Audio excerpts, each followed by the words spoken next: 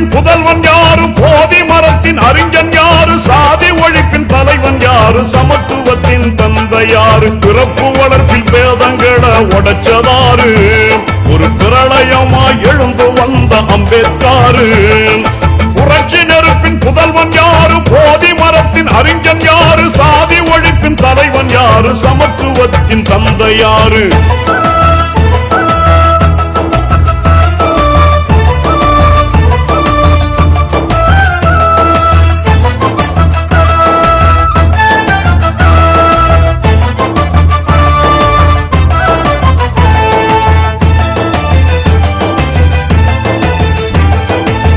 சமத்துவ பூமலரே சட்டம் வடிச்சவரு, சாதி வெறி கொடுமையின் சங்க அறுத்தவரு.